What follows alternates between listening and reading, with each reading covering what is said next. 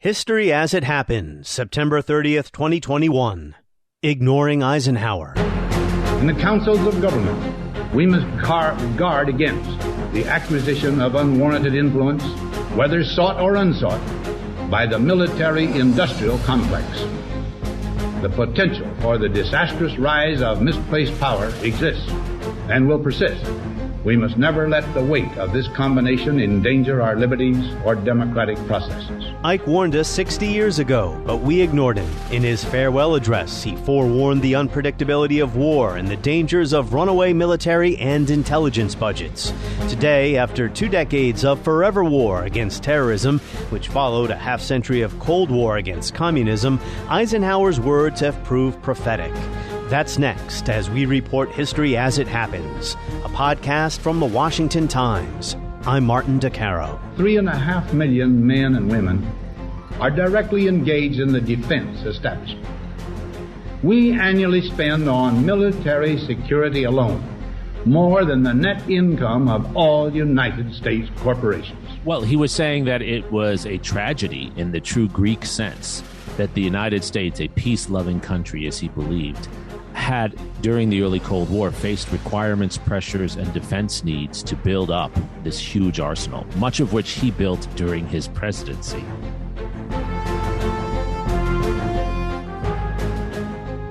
Everybody can quote Eisenhower, January 1961, his public goodbye after a half-century as an officer, general, Supreme Allied Commander, then President.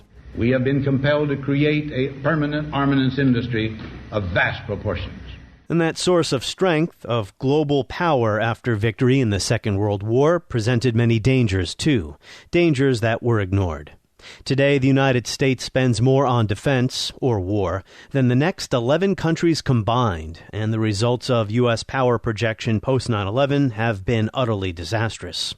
Well, it turns out, as Ike said, war is unpredictable and expensive and destructive, and forever war takes the participation of many institutions in society, not only the presidency, what Ike called the military-industrial complex. Today we're going to examine Eisenhower's words in their context. In the early 1960s, as the Cold War unfolded, as Kennedy was about to assume the presidency, and after Ike himself had overseen the buildup of a nuclear arsenal that led to the term mutually assured destruction, or MAD. So mad that Stanley Kubrick made a movie about the beauty of thermonuclear annihilation in 1964. Is the Premier threatening to explode this if our planes carry out their attack? No, sir. It is not a thing a sane man would do. The doomsday machine is designed to trigger itself automatically. But surely you can disarm it somehow? No. It is designed to explode if any attempt is ever made to untrigger it. Automatically? It's an obvious commie trick, Mr. President. We're wasting valuable time. Look at the big boy. They're getting ready to clobber us. Anytime I have a chance to drop in some Dr. Strangelove, I'm going to do it. So Dwight Eisenhower was no pacifist, but he wouldn't have viewed himself as a militarist either. He understood the limits of power, the wisdom of constraint. But that does not mean he was flawless. His legacy is complicated. Let's dive in with historian Jeremi Suri of the LBJ School of Public Affairs at the University of Texas at Austin. He is the author of The Impossible Presidency, The Rise and Fall of America's Highest Office, and he hosts a podcast too. This is Democracy, available wherever you get your podcasts. Jeremi Suri, welcome to my podcast. Nice to be with you. So, Jeremi, I'm excited about this discussion because I've dedicated a bunch of recent episodes to the issue of forever war and the institutions that make it possible. Ike's farewell address in 1961 and the warning about the military-industrial complex. Often quoted, often cited, but maybe not entirely understood. What did he mean in 1961 when he spoke of a military-industrial complex? Well, Eisenhower was very clear and courageous in the way he described this in his last days, not just in the presidency, his last days in public service after a 50-year career that, as you say, involved 2 world wars and acting as first commander of NATO, and then, of course, president of the United States. He, first of all, was referring to the overspending on the military. His speech is largely about fiscal solvency and the importance of making sure that we spend our money on things that are productive for the American economy economy, and that we allow for freedom to flourish without unnecessary restrictions and unnecessary taxing of resources. And so the first part of the military-industrial complex that worried him was the cost. He didn't want the United States, as he said in his speech, to be spending so much money on armaments rather than on productive elements of society. Second, he was concerned that having an overly large military would get the United States involved in too many conflicts, that it would create a temptation to intervene. And throughout his presidency, he repeatedly restrained and rejected calls for more military intervention overseas. He was responsible for many covert activities, but he was not a president who frequently sent American soldiers into battle where he could avoid it. And then third, and perhaps most important, Martin, in the speech, he talks about the political influence, not just of military officers, actually, but of those in Congress and those in industry that would see benefit for themselves in constantly arguing for more military spending and more use of the military. And he really goes after Congress. He goes after universities and talks about what a tragedy it would be if universities became dependent upon the military and became extensions of the military rather than independent critical voices. So he makes a case for the liberal arts, actually, as an alternative. So it's at those three levels that Eisenhower's speaking in his speech. I do want to get into his constraint, especially when it comes to Indochina and U.S. support for the French in a little bit. But I read the 1961 address before connecting with you right here, and it's a warning. And he's certainly no pacifist. He was a Cold Warrior. Here are some of the words.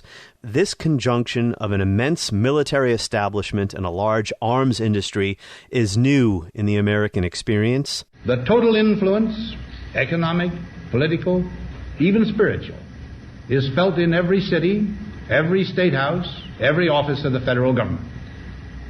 We recognize the imperative need for this development, yet we must not fail to comprehend its grave implications.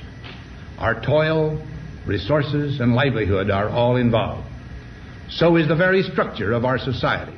We recognize the imperative need for this development. So he didn't say we don't need all of this stuff. What was he really saying?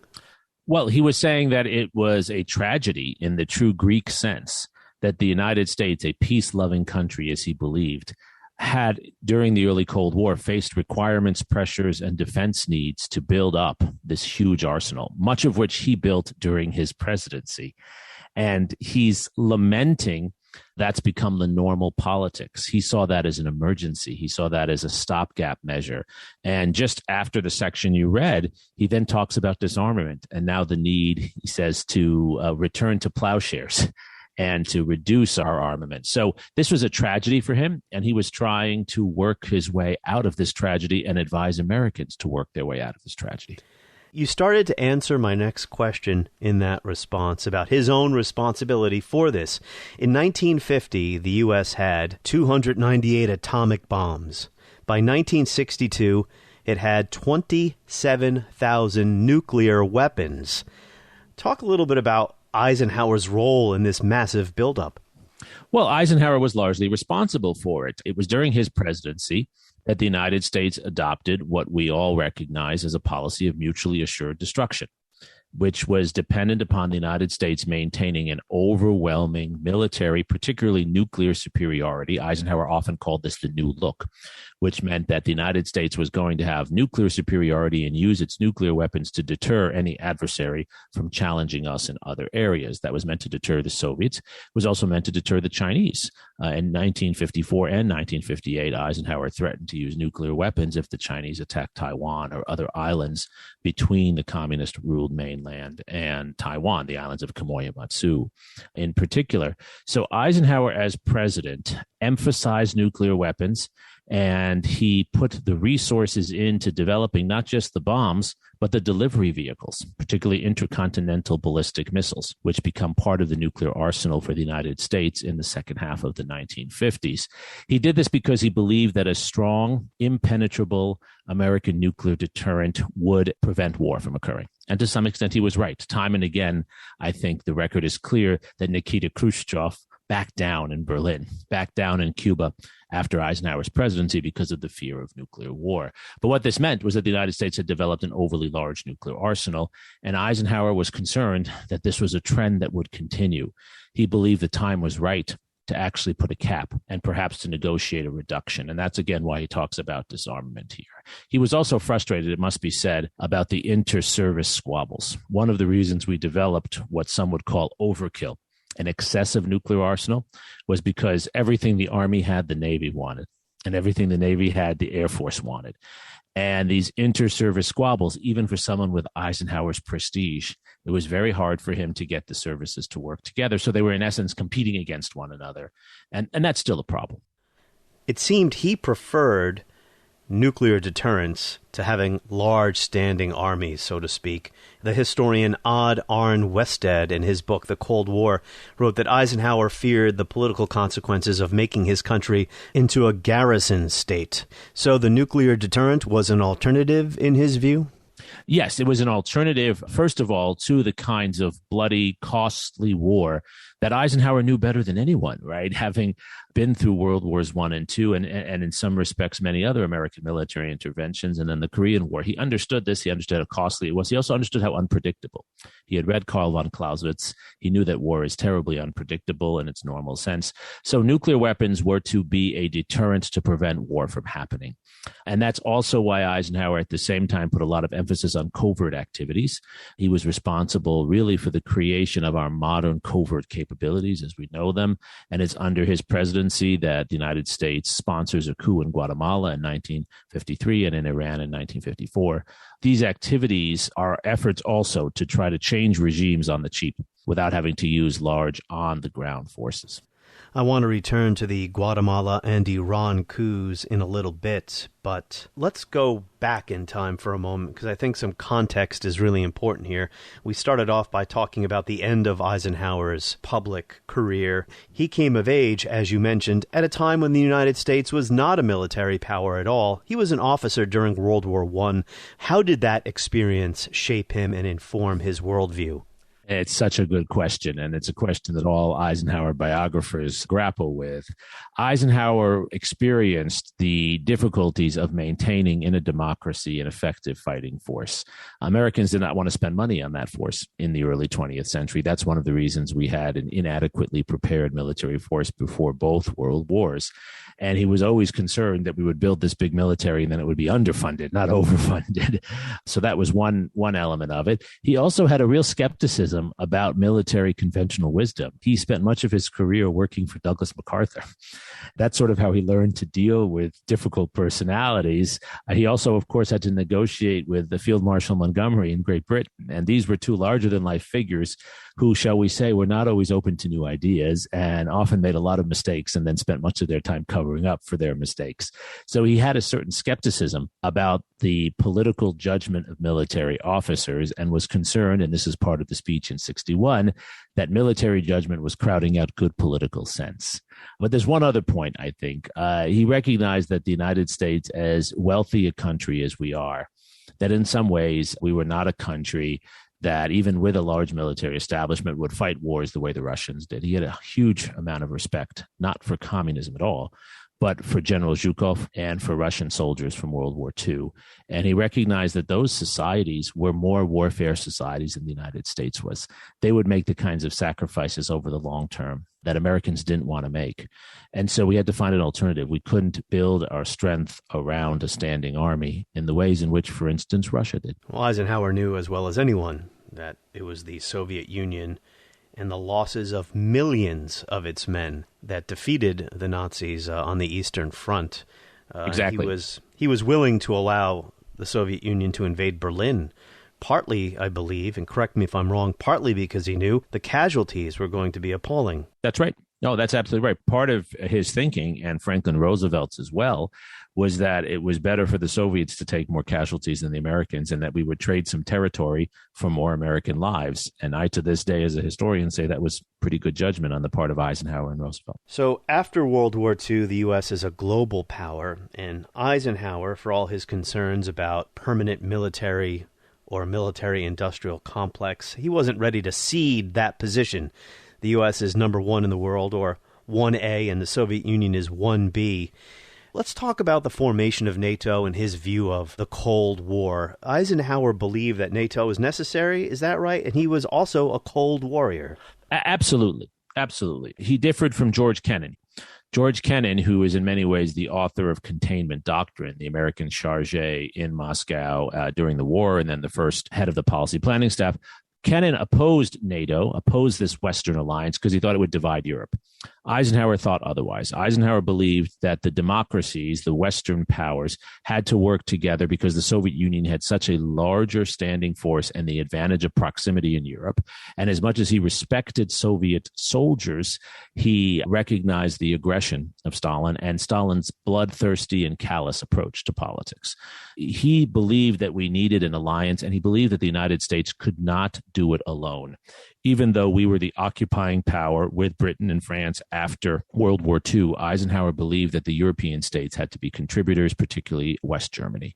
And so he's one of the advocates for the creation of the Bundeswehr, the West German military, in the late 1940s and early 1950s, which becomes an anchor, and still is an anchor, for NATO. The other thing is Eisenhower believed in consultation among allies. This is a real difference between NATO and the Warsaw Pact, which is the Soviet-led alliance, which was basically Soviet dictate to its allies, at least in the 1950s and 60s.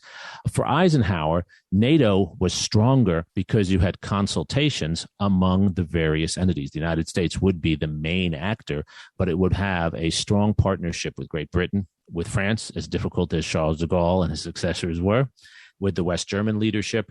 And that's why NATO is built around the North Atlantic Council. And that's a really important part of this. And again, think about Eisenhower's experience in World War II. He didn't go over to London in 1943 and just tell the British, you have to do it our way. This was a constant consultation as supreme commander. And that's what he wanted to see during the Cold War. Did Eisenhower ever question the fundamentals here? Historians for decades have debated whether the Cold War was really necessary, who was more responsible for instigating the Cold War. Did Eisenhower ever question the necessity of fighting the Cold War? No, he didn't question the necessity of fighting the Cold War. He did have regrets about the use of atomic weapons, for example. And he did regret certain moments like that one where he later thought that American activity might have created excessive fears on the Soviet side. But he fundamentally believed in what is the basis for the Cold War, which was that the United States had an obligation to prevent the spread of communist influence in Europe, in Asia, and elsewhere. And that was a fundamental root to his thinking. As late as the years before he ends his presidency, he's musing on how important it is to remain strong and stalwart against communists. The real question is how, and he doesn't believe it has to be only through the military. He believed, and I think anticipated, that we would win the Cold War through our economic strength, not through our military strength. Great segue to the next aspect of Eisenhower's legacy as we today consider the past 20 years of war against terrorism. Eisenhower was smack dab in the war or the containment of communism. Covert operations. So he's committed to containing communism, and he allowed himself, I'm trying to find the right words here, he allowed himself to be convinced that Mossadegh in Iran, who is a democratically elected prime minister, was a tool of the Communist Party, the small Communist Party in Iran, and that Arbenz in Guatemala, he needed to go for basically the same reason in 1954. In my view, this is the worst part of Eisenhower's record. What's your take as a historian on these two moves? Why did he do it? I think, first of all, most historians across political spectrums would agree with you on what you just said. These were covert operations that eliminated exaggerated threats. Both Mossadegh and Arbenz were figures who had certain socialist leanings, but they were not tools of the Soviet Union in any sense. Mossadegh wanted to nationalize the oil fields that were owned by the British predominantly. What leader of Iran would not have wanted to do that at that time, right? The oil was coming out of the ground on their territory. They didn't believe they should have a colonial relationship with Great Britain anymore. Eisenhower was clear in both of these cases when he saw and was told that there were exaggerated communist threats, that he would not send in traditional military forces. And unfortunately, I think the covert operations were too easy, even though they turned out not to work well, even in the short run. But it did seem like a painless way from the American point of view to change leadership of these societies. And in the case of Iran, there was the hope we could bring the Shah back. as we did, and that he would bring stability and monarchical legitimacy. And in the case of Guatemala, we hope to bring in a stable pro-American leader. In both cases, the quick regime change created more disorder, and particularly in Guatemala, led to genocidal behavior. And in Iran, it delegitimized the United States in the region for the next 20 to 30 years. So these were very costly interventions. I feel Mohammad Mossadegh is one of the most fascinating figures of the 20th century. He's an inspirational figure. Apparently, it was the CIA and others. They somehow convinced Eisenhower that he was being influenced by communists, right? Yes, and the British, too. And remember, the key thing with Mossadegh is that he wanted to nationalize the Anglo-Iranian oil company. His own country's oil. His own country's oil that the British had forced a relationship upon Iran for in the early 20th century, which gave the British almost complete control of that oil. They shared some of it with the United States, but the revenue from the oil that was in Iranian land was going to Britain and the United States. And so the British, all the way up to the leadership of the British government, were very concerned about Mossadegh, and they egged Eisenhower and those around him on, in particular John Foster Dulles, who happened to be, as Secretary of State, the brother of the head of the CIA, Allen Dulles. And it happened to be another relative of theirs who was responsible, Kermit Roosevelt. He was a relative of Theodore Roosevelt, a close friend of their family, who was on the ground in Tehran at the time. So, yes, I think Eisenhower was pushed into this. But I also think that he believed in his time that the cost to the United States would be relatively low. We wouldn't be putting forces on the ground. And because it was a covert operation, Americans wouldn't even notice. I mean, people in Iran noticed, but... Well, we would have plausible deniability. And truth be told, this is extraordinary. Until about 15 years ago, the U.S. government still did not admit that it was responsible. The documents were only released by the various government agencies, and still some have not. But basic documents only about 15 years ago. By the end of his presidency, Eisenhower is basically ashamed of his record on covert operations, and he fears that he's left his successors, I believe the term that's been used, although I'm not sure that this is grounded in reality. Eisenhower called it a legacy of ashes when it came to the CIA. Is that right? Well, yes, he had regrets at the end. And again, some of this is just reaching the end of his presidency. And as he laments in his farewell address, not having the disarmament agreement and the more peaceful world that he wanted. But I also think those are self-serving comments by Eisenhower, because he had supreme faith in his ability to manage crises. He had been through so many. And I don't think he regretted the use of covert forces as much as he regretted the large nuclear arsenal. Why do I say this? Because he was part of the planning for the Bay of Pigs, right? That's really Eisenhower's plan. He also, in 1960, authorized the assassination of Patrice Lumumba in the Congo, right? And so that's also an Eisenhower activity. So, and Vietnam, which you mentioned as well before, American covert activities there in the late 1950s. So I don't think Eisenhower had really thrown away this capability and saw it only as a legacy of ashes. I think, quite frankly, he feared that someone else would misuse it, particularly a young, inexperienced president from Massachusetts. And speaking of warnings ignored, Eisenhower was concerned about the nation spending enormous amounts of money on an intelligence apparatus and having multiple agencies, multiple bureaucracies. Because once you have all these things, and he was right about this, you can't get rid of them. They continue to soak up more and more resources. And Americans today have every right to ask what they get for their many billions of dollars spent annually on all our different intelligence agencies. I don't mean to deride the people who work hard to prevent, say, terrorist attacks on U.S. soil, but our intelligence community has a lot of misses on its record, and it's paid not to make those misses. Yes, the work of intelligence is really difficult. It's hard to predict and anticipate problems in a very complex world. And so I'm less willing to throw condemnations at those who get things wrong, but I am willing to ask whether we're getting what we pay for. Those are two different questions, it seems to me. And so we have more than 26 intelligence agencies now with budgets that are actually very hard to follow. And I always worry about non-transparent budgets. And oftentimes they get involved in activities that don't match up with what our values are as a society. Here's what I worry about, that we're doing things that not only spend a lot of money, but that undermine the values that we stand for. And torture is at the top of that list. One of the hardest things for me as a historian and a citizen has been to spend the last 20 years studying, lecturing, writing about our intelligence agencies' use of torture which is a violation of our own standards of human rights. You could come up with a few exceptions when it might be okay to do this. I don't really think even that's true, but maybe. But the systemic use of torture, I think that's undermined us. I think what that has done is it has given us a bad reputation. It has undermined the good work we do around the world, and it's made it harder for the United States to operate in various parts of the world. So we have paid the intelligence agencies to undermine our international presence. That's not to say that most members of the CIA or other agencies are bad people. Many are my students, actually. Many of my students go into these agencies. They're good jobs. But it is to say that we have to have better oversight, smaller agencies that are focused on the work that really matters, like cybersecurity, not torture. And if I could say so, we should close Guantanamo tomorrow. The lack of transparency, lack of accountability. I mean, these are Eisenhower warnings from 1961.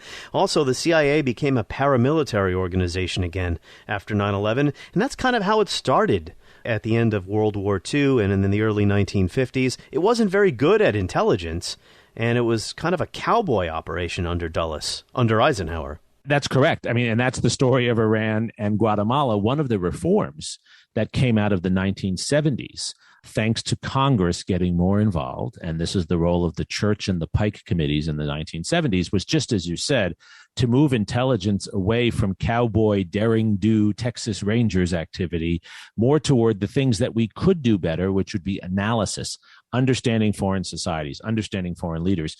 When the CIA hires my students now, they're hiring people who have language abilities and have been trained by historians like myself to study other societies to inform policymakers. We right now need to understand China better. We need intelligence analysts helping us to understand what's going on in China beyond what's in the newspaper.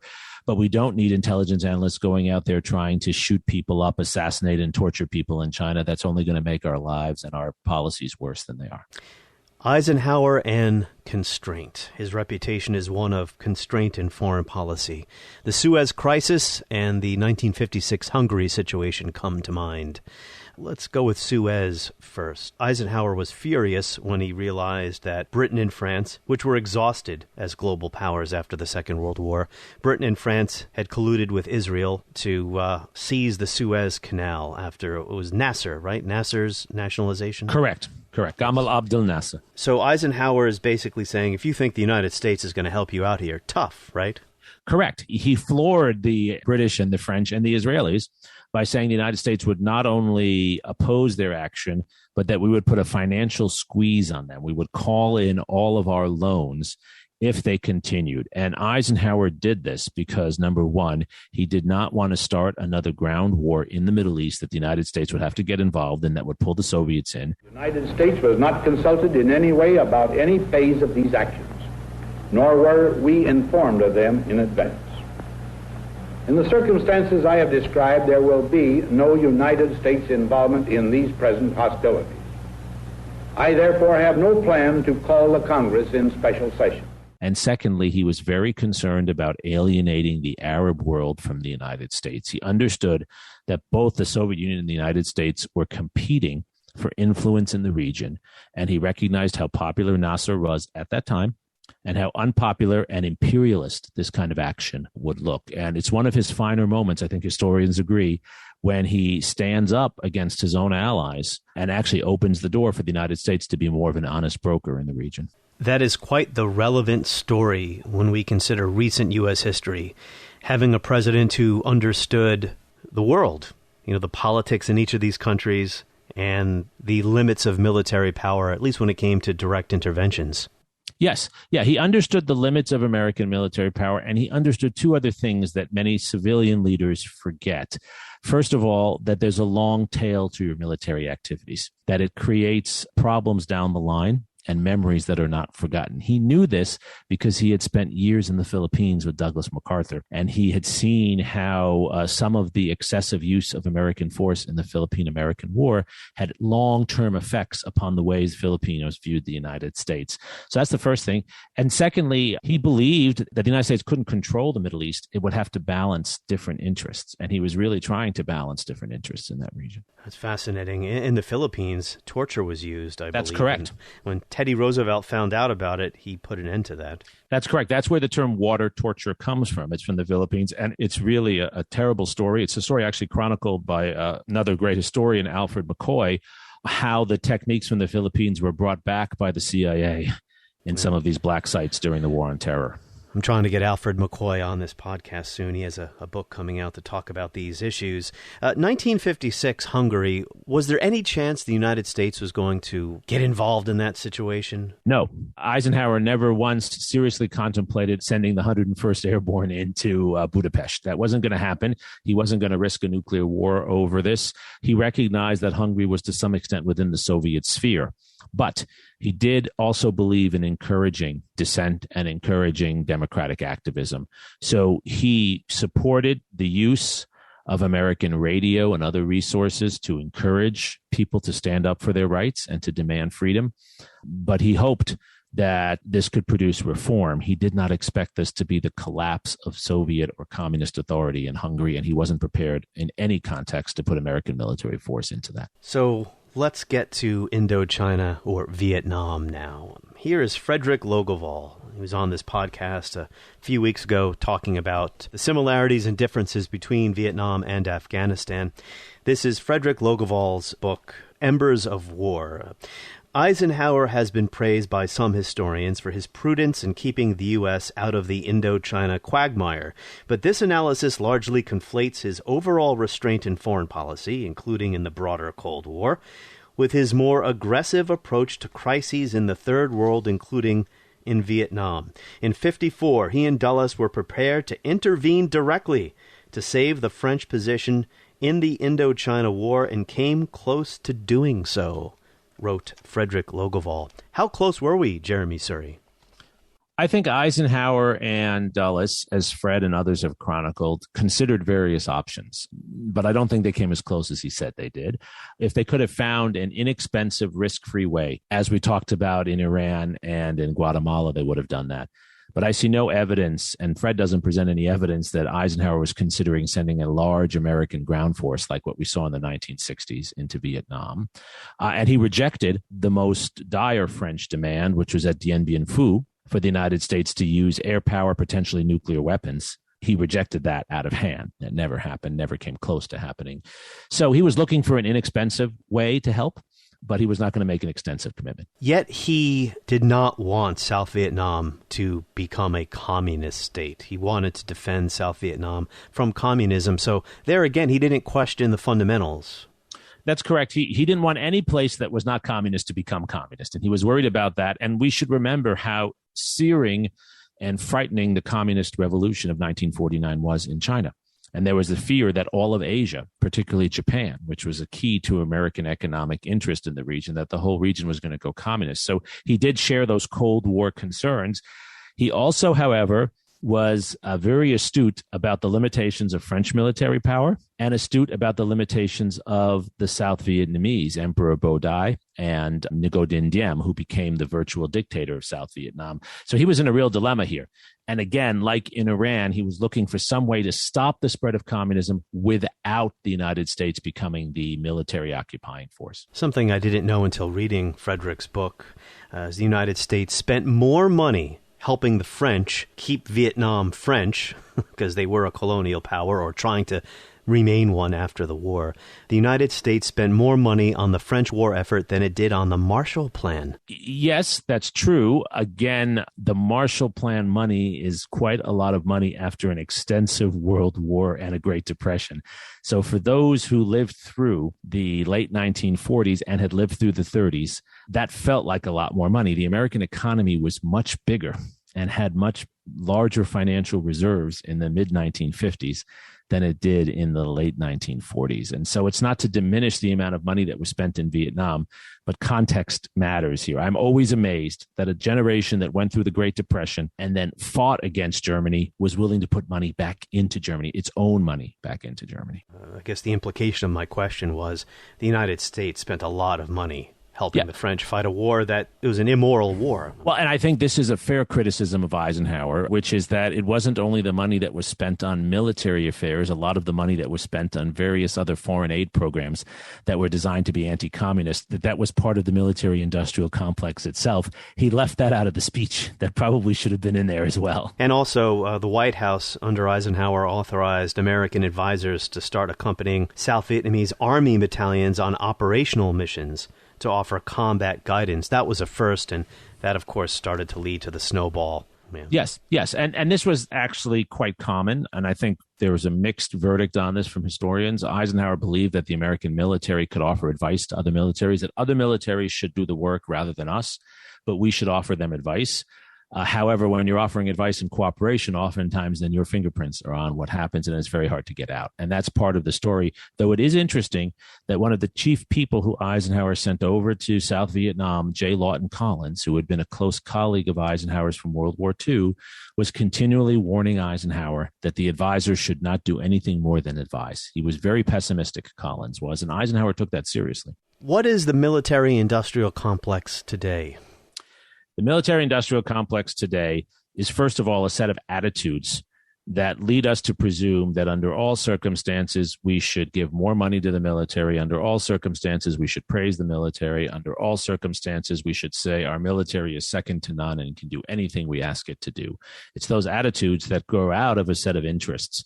The military-industrial complex is the fact that every congressional district has military contracts in it. So every member of Congress, Democrat or Republican, wants to spend more on the military. It's not a conspiracy. It's just that their districts get jobs from the military. And the ways in which the military has learned to lobby Congress to support its interests, and the ways in which members of Congress and other parts of our society would rather have an all-volunteer, well-funded military do the work that they don't want to do. So I don't blame the officers and soldiers. I blame the way our system has developed and the way our civilians, quite frankly, use the military as a substitute for the hard political choices and trade-offs that we need to make. What about defense contractors who make gazillions of dollars off these wars? And sure, we already talked about the intelligence community as well, unaccountable, maybe ineffective. Absolutely. And this has become even worse now with the outsourcing of someone. So it's not just the contractors who build the airplanes and the tanks. It's now the contractors who actually provide us soldiers as well, right? And soldiers who don't have to follow the rules of engagement that limit what our soldiers. Much of the torture activity that we talked about also was done by groups that were hired by the U.S. to do this work. Amateurs. Amateurs, that's right. Amateurs or mercenaries, right? Those who are actually even worse, professional fighters. And so that's a big problem. But again, our system has allowed that. It shouldn't be a revelation to anyone that people will try to make money, that businesses will try to find contracts. It's that our system has allowed that. And it's allowed more and more of that as we have less oversight and as we spend too much money. Let me put it very clearly. When you spend $750 billion, which is an amount of money I can't even conceptualize, $750 billion a year, there's so much slush money out there. There's so much money out there that it's very hard to police how it's used. We need to spend less and we need to police it more. And culturally as well, when we talk about a military-industrial complex, post 9/11, the phrase support the troops became a euphemism for not criticizing the war, not criticizing our leaders because you therefore aren't supporting the troops or undermining the war effort. In my view, it is one of the most pernicious legacies of the post 9/11 world, the desecration of patriotism, if you will. And I think it does a lot of damage to our ability to critically think about these things. Yes. I think that's absolutely right. It has seeped into our culture in all kinds of ways. I think there are three ways, at least, that we have to talk about and mention, all of which I talked about in the New York Times a little while ago. And I know the Washington Times covers this as well. So it's okay. No, I read the New York Times every day. So one of these is just what you said, the presumption that you can't criticize or critically evaluate the military. It's interesting. Those in the military are very happy to do that, but it's when someone outside the military does. And that leads to insular thinking. It leads to a rally around the flag effect, wherein you have insular thinking. And once the military is undertaking a project that's not working, the bias becomes to put more into what they're doing rather than reevaluate it. That's the story of Iraq and Afghanistan. Things don't go well. Oftentimes, the best of plans don't go well. A well-organized society revisits its plans and adjusts. It's very hard to do that when the organization carrying out the plans in a place like Afghanistan is supposed to be above criticism, because then you can't actually question the plans. That's the first problem. Second problem is a culture of militarism that is seeped into our society, where now, especially since 9/11, the presumption is when there's a problem, force is acceptable. Force should be used. Overwhelming force, if I might say so, hyper-masculine sort of force. And that's what we're seeing, at football games and all sorts of things like that, the ritualization of this. And it has seeped into our police forces. In the last 20 years, our police forces have become more militarized. They have more equipment from the Pentagon. They get surplus equipment because they have too much stuff at the Pentagon. And they adopt military type tactics within our society. And so now we've become more militarized in that sense. And then there's a third element that really bothers me, which is this sense that in some ways the military is not subjected to democracy, that somehow it supersedes democracy. The leadership of our military certainly doesn't believe that. But look at the very large number of veterans who were involved in the January 6th insurrection. I wrote about this the other day, too. There's a higher proportion of military veterans. That's counterintuitive. You would think that a military veteran would be someone taught that military force is to be used to defend our democracy, not attack it. But I think here's what happens with the military-industrial complex. When you value the military so much, you forget that it is part of a larger democracy. And so those in the military think they now have the right, especially those who are retired, to use their military prestige and knowledge to change our democracy themselves, to attack our democracy. And so I see the threat to our democracy coming from the excessive emphasis upon military power. I agree. Our founding fathers would agree with you as well about the danger to democracy of standing armies and an over-powerful executive branch where war-making is done without any consultation to Congress or consultation after the fact. I think if Eisenhower were alive today, he'd be nodding his head at your last answer.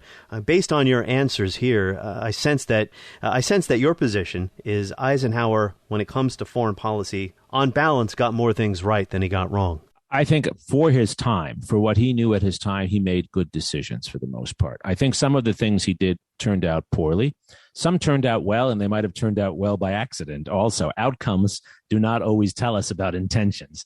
But what I'm always drawn to is Eisenhower's deliberative process. He recognized that force had to serve the interests of democracy and had to serve the interests of larger national interests, and that it couldn't be so expensive that it undermined our society or so harmful that it undermined our image of who we were. So it's his thinking process. It's his approach to making policy that I wish we had today. I think our policies today are not as deliberative. They're much more knee-jerk, reactionary, and they're much more aimed at serving certain constituencies rather than serving the nation and its interests as a whole. A good place to wrap up, I think, is right here. He would be disappointed that it took 20 years of war in Afghanistan, and we still do have troops in Iraq, but it took 2 decades of failure in the global war on terror, and disastrous consequences, too, when you look at the amount of people who've been killed and dislocated, the number of refugees, to realize that military power should not be the primary instrument of foreign policy. Yes, I think that's right. I think President Eisenhower never would have gone to war in Iraq. Jeremi Suri, we thank you for the great conversation about Eisenhower's important legacy. And I'll remind our listeners that you can listen to Jeremi on the regular. His podcast is This is Democracy. On the next episode of History as It Happens, our first scourge. The key is that before 1796, vaccination was unknown. That's historian Elizabeth Fenn, and she'll join us to talk about the great smallpox epidemic of the 1770s and the horrors it brought to colonial America until some guy figured out a vaccine. That's next as we report History as It Happens, a podcast from the Washington Times.